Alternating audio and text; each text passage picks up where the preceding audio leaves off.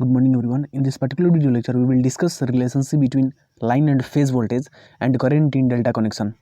Now as you can see here, this one is delta connection and here there are three phases. The first one is R, the second one is Y and the third one is B.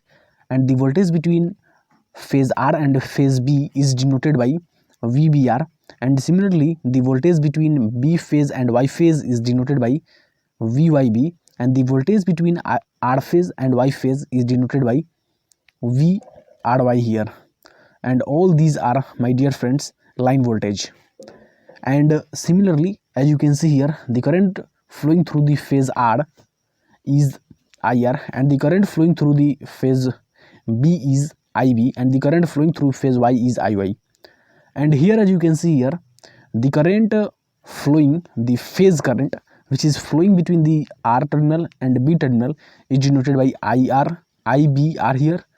And similarly the current flowing between the R terminal and Y is denoted by here IRY, and the current flowing through the Y and B terminal is denoted by IYB here. Now if you want to draw the, we can say, phasor diagram, then as you can see here, this one is IRY, this one is IYB, and this one is IBR. And as we know, there is a phase displacement of 120 degree. And similarly, as you can see here, assuming that phase current in delta connection be IRY, this one is the phase current, and IYB is also phase current, and IBR is the phase current between B and R terminal. And the line current is denoted by here IR, IY, and IB. And now, my dear friends, IR is equal to IRY minus IBR, and IY will be equal to IYB minus IRY, and similarly IB will be equal to IBR minus IYB. And my dear friends, this will be the vectorial difference, as you can see here. So as you can see here in this figure, if we want to find the value of IR, then we have to basically require two components. The first one is IRY and the second one is minus of IBR. So my dear friends, as you can see here, this one is IRY and this one is IBR, but for the calculation we require minus of IBR. So here we will proceed IBR in opposite direction, and as you can see here, this will be minus of IBR, and as we will join, then this will be our resultant IR. And as you can see here, we can easily apply parallelogram law here. So as you can see here, in figure B, this one is basically, my dear friends, figure B, and in figure B, if we apply parallelogram law here and wants to find the value of IR, then our equation will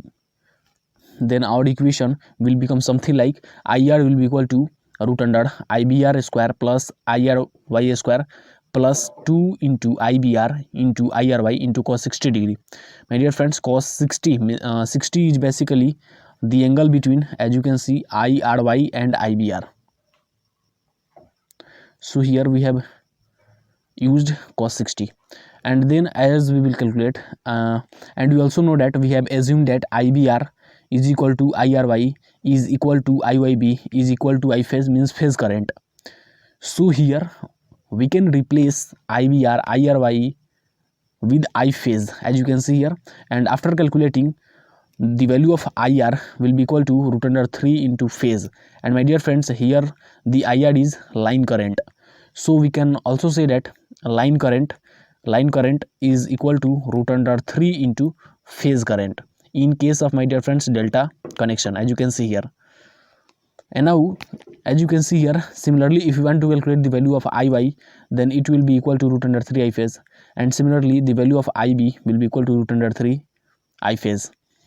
And my dear friends, in case of delta connection, if we talk, then the line current is equal to root under 3 into phase current, and the phase voltage and line voltage will be equal in case of delta connection, means line voltage is same as phase voltage in case of delta connection. So these two are the most important derivation in case of delta connection. And now as you can see here, we will basically discuss the complete phasor diagram of voltage and current in delta connection.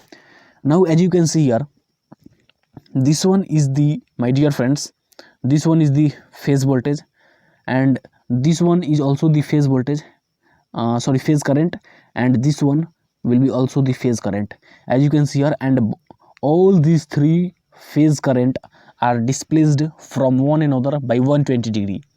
And now my dear friends, as you can see here, in this, if we proceed IBR in its negative direction, then we will get, my dear friends, negative of IBR, and here the resultant will be IR, as you can see here.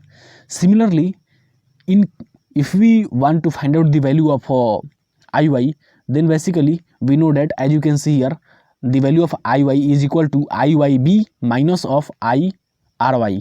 So here, as you can see here in this diagram, if we proceed IRY in its negative direction, then it will be basically minus of negative of IRY, and this one is, you can say, IYB.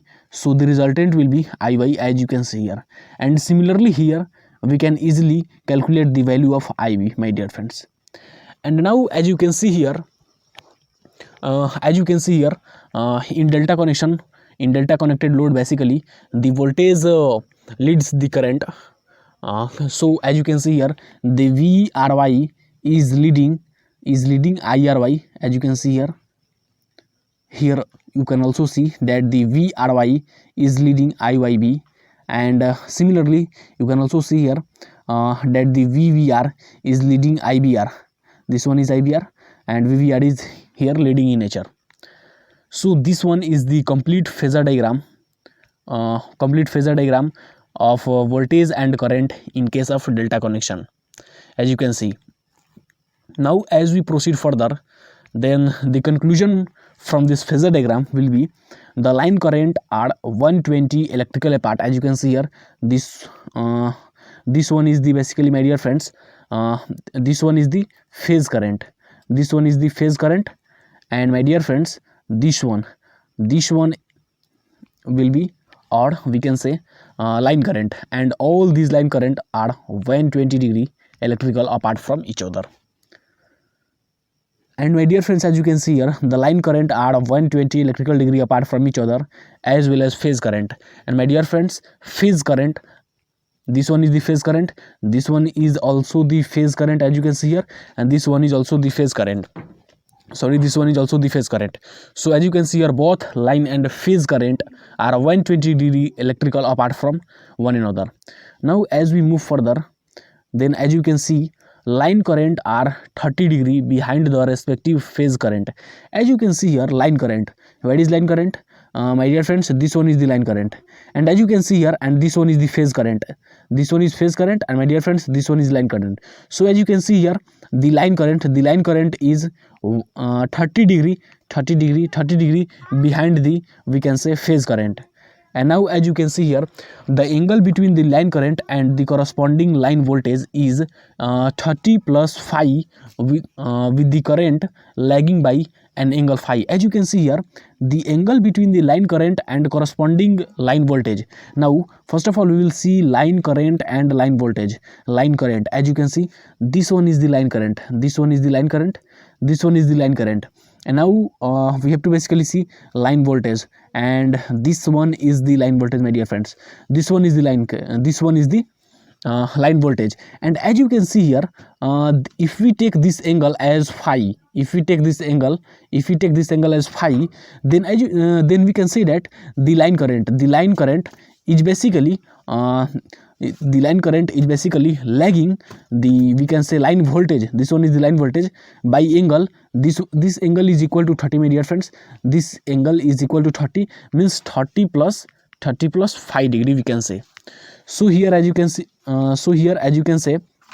the angle between line current and corresponding line voltage is 30 plus phi, with the current lagging by an angle 5 degree, and the current is my dear friends, lagging by angle 5 degree, as you can see here. This is the current, my dear friends, as you can say, as you can see here. This one is, my dear friends, line voltage, and this one is, my dear friends, phase current, and this angle is basically phi. So we can see so we can say from here that the phase current is basically lagging the line voltage by angle phi degree. And now, my dear friends, as we proceed the discussion, then basically we will calculate the power in delta connection. As we know that single phase power is equal to Vph into Iph into cos phi. And similarly, if we want to calculate the value in case of three phase, then it will be equal to 3 Vph Iph cos phi. But in case of, my dear friends, delta connection, as you can see here, the phase voltage and the line voltage are equal, and the line current is equal to root under 3 into phase current. So as we put the value in this equation, then our equation will become power in three phase is equal to 3 VL into IL by root 3 into cos phi, and it will be equal to root under 3 VL IL cos phi, my dear friends. Now as you can see here, the power in case of three phase is equal to 3 V phase into I phase into cos phi will be equal to root under 3 VL IL cos phi, and it will be equal and its unit will be in watt.